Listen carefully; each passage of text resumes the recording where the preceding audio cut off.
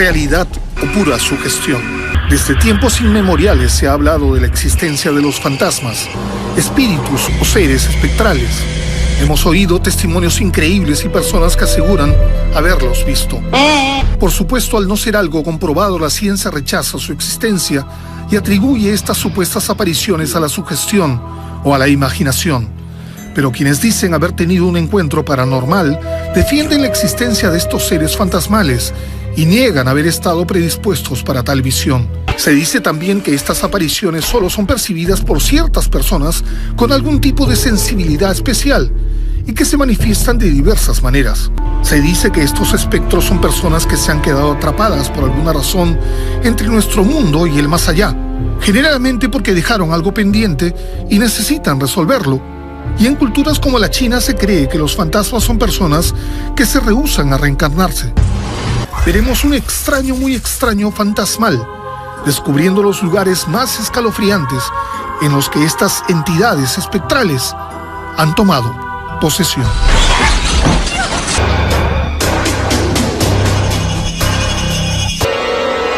En los años 30 fue un transatlántico de lujo que albergó a ricos y famosos. Luego fue utilizado en la Segunda Guerra Mundial por la Armada Británica para nuevamente retornar a sus actividades como crucero. Tanta actividad ha dejado huellas en el antes fastuoso Queen Mary, que hoy es célebre por sus avistamientos fantasmales que se cuentan por decenas. Las paredes de este lugar guardan incontables historias trágicas que fueron vividas tanto por pasajeros como tripulantes y soldados, y esto parece haber dejado una estela de almas que transita por sus ambientes espantando a más de un visitante. Como sucede con la puerta 13 de la sala de máquinas, en donde un joven maquinista murió aplastado por una puerta hermética que hoy su fantasma vestido de overol vaga por esa zona y todos lo conocen como John. Otro lugar muy concurrido por entes espectrales es la piscina de primera clase, en donde se puede ver a Jackie, una pequeña niña que suele reír mientras juega por allí. Dicen que cuando aún funcionaba el lugar, la supervisora de mantenimiento vio junto a otro tripulante algo que chapoteaba en la piscina salpicando agua, pero no había nada. Solo se oían risas infantiles. Luego estas se detuvieron y pudo ver unas pequeñas pisadas mojadas que corrían hacia el vestidor. En la actualidad esas pisadas han sido vistas junto al sonido de las risas, aunque la piscina está vacía. Y la joven vestida de blanco que camina lentamente cual novia camino al altar por los pasillos y por el salón de la reina. Cuando la Segunda Guerra Mundial terminó, muchas novias y familiares de soldados fueron transportadas para reunirse con ellos, y se piensa que esta joven iba al encuentro de su novio para casarse, pero murió de una enfermedad.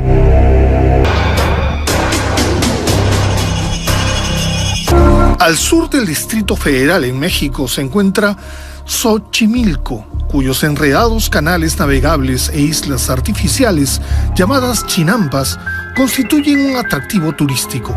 Pero en las profundidades de este lugar ronda también una historia en la que la muerte, los espíritus y sucias muñecas pintan un cuadro escalofriante. Todo comenzó en los años 70 cuando Julián Santana Barrera llegó a vivir en una de estas chinampas. Era un hombre hosco y ermitaño que vivía de la pesca.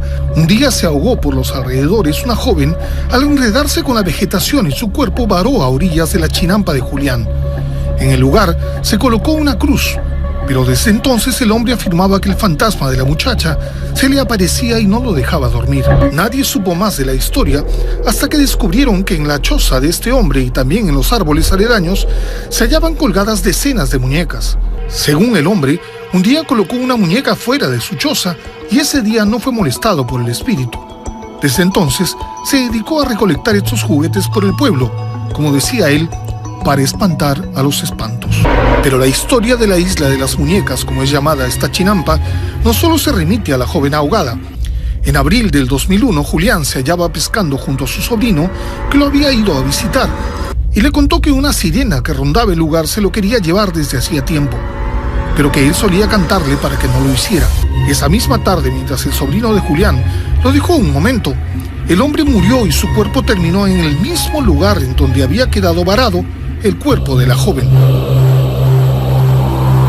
Desde entonces la gente cree que finalmente el fantasma de la muchacha se llevó al viejo ermitaño y que ambos rondan por la isla.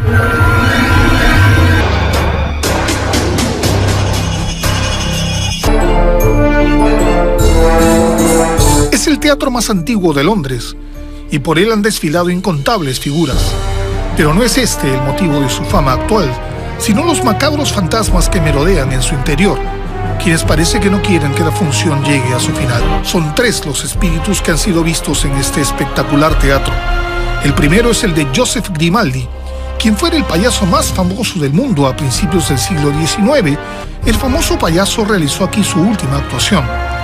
Muchos aseguran haber visto una cabeza sin cuerpo y otros un cuerpo sin cabeza vagando por el teatro.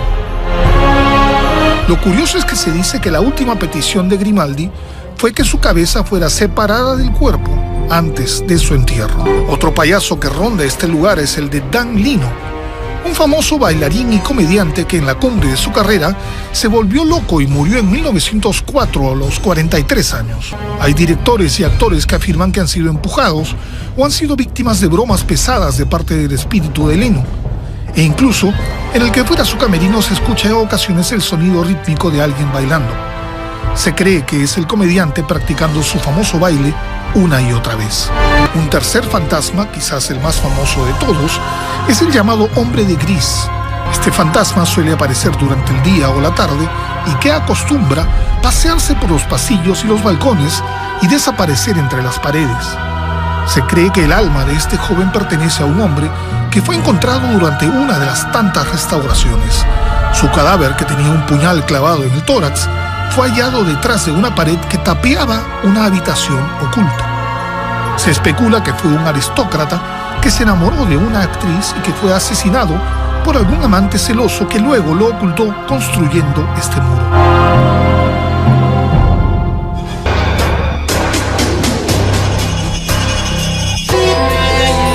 Es una de las prisiones más famosas del mundo. Allí estuvieron recluidos los delincuentes más avesados y peligrosos, los que fueron sometidos a torturas y castigos extremos.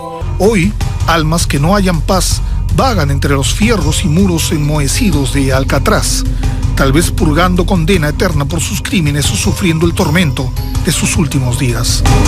En 1940, un presidiario fue enviado de castigo a la celda 14D, uno de los cuartos oscuros del centro llamado El Agujero.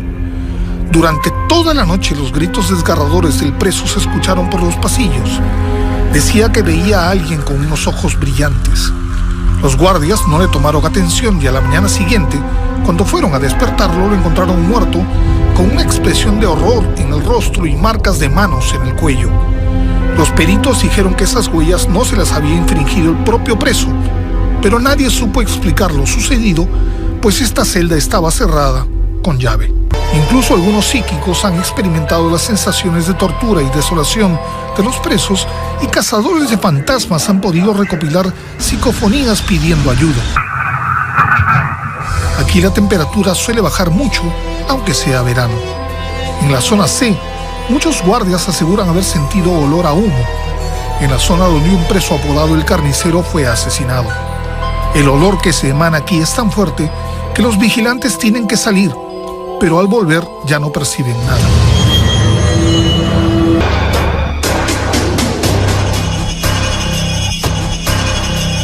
Hoy es un hotel, pero antiguamente fue una plantación y sus viejas paredes parecen albergar a varios inquilinos espectrales. Hay tanta actividad paranormal en este recinto que muchos visitantes se van al día siguiente de haberse alojado, luego de pasar una aterradora noche.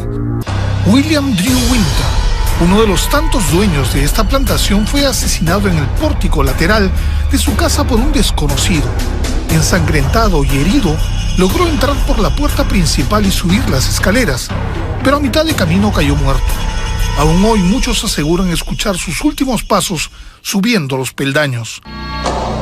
También está el fantasma de Chloe, una esclava que, según cuentan, harta de sufrir los abusos sexuales de su amo, preparó un pastel envenenado para matar al dueño de la casa, pero solo la esposa y sus 2 hijas lo probaron. Los otros esclavos, al enterarse del crimen, la colgaron y luego arrojaron su cuerpo al río Mississippi. Esta mujer, que solía llevar un turbante verde, pues en un incidente anterior le habían cortado una oreja, suele pasearse por el pórtico de la casa, y muchos aseguran que cuando Chloe aparece, se escucha el llanto de las niñas a las que asesinó. Pero si eso no fuera suficiente, Los que se han hospedado en el lugar afirman haber despertado en medio de la noche siendo observados por la esclava. Pero no son los únicos fenómenos inexplicables en este macabro lugar. Muchos testigos han asegurado ver una mancha de sangre en una puerta, objetos que cambian de lugar o desaparecen, olores desagradables sin motivo alguno, cambios de temperatura en algunas habitaciones y sonidos de un acorde en el piano de cola. Pero lo que más llama la atención es el espejo de la sala principal, en donde han aparecido huellas de manos y reflejos fantasmales de personas cuando se les ha tomado fotografías. Por último, se dice que mientras algunos duermen plácidamente en este lugar, hay muchos que han pasado noches horribles, pues son molestados por extrañas presencias que intentan arrojarlos de la cama, por lo que al día siguiente abandonan el hotel. Abrió sus puertas en 1874 como un apacible hospital mental, rodeado de jardines, estanques y fuentes. Tenía como teoría que la salud de los pacientes podía mejorar si se rodeaban de un bello escenario. Pero esto cambió con el tiempo. A principios de 1900 el lugar comenzó a hacinarse y se tuvo que repartir a cerca de 2.000 personas entre las cerca de 500 habitaciones. Pero ese no fue el único cambio. A mediados de los años 40, el trato a los pacientes y los métodos de curación se volvieron crueles y extremos. Se les solía sumergir en agua congelada por largos periodos, se les administraba descargas eléctricas o electroshocks y se les practicaba lobotomías, que consistía en taladrar el cerebro por el conducto lagrimal con una especie de punzón de metal para destruir los receptores neuronales en el cerebro. Con frecuencia los pacientes quedaban con retardo, en estados catatónicos o morían.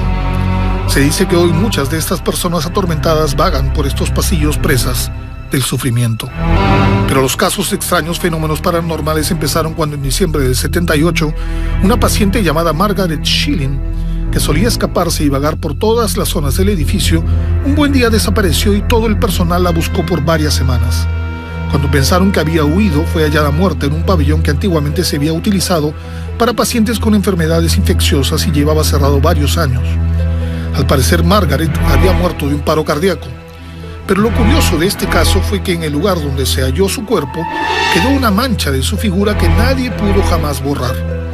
Aunque algunos estudiosos dijeron que se trataba de ciertos fluidos que el cuerpo elimina cuando se descompone en un lugar soleado, se expandió el rumor de que el alma de la joven no encontró descanso. Esta creencia cobró fuerza cuando 3 años después, una estudiante creyó ver una figura en la famosa habitación donde murió Margaret y fue a mirar qué pasaba. Aunque no vio nada, días después se topó con la silueta del fantasma y quedó tan aterrorizada que se quedó sin habla. Una semana después, se suicidó.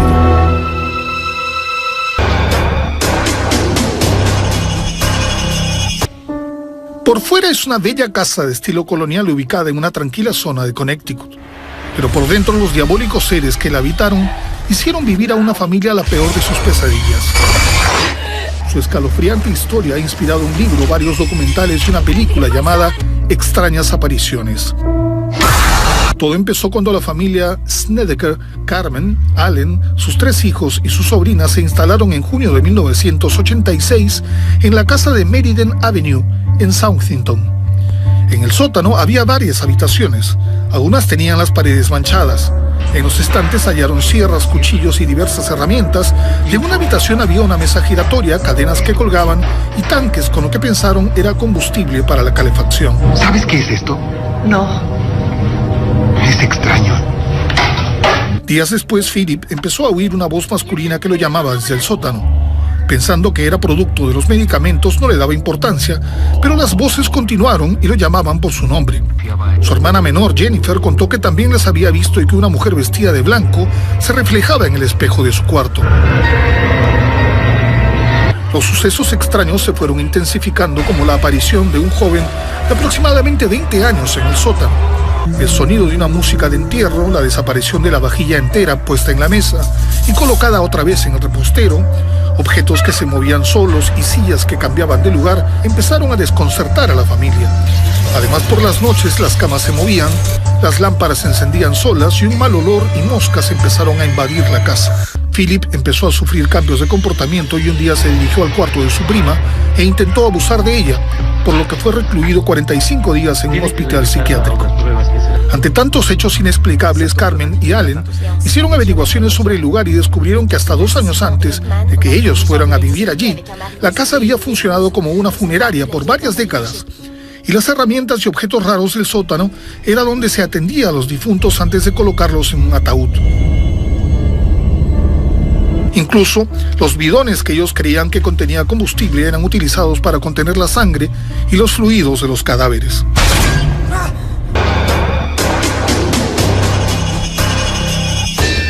¿Se imaginan hospedarse en un hotel en el que su antiguo fundador y algunos inquilinos ya fallecidos han preferido quedarse?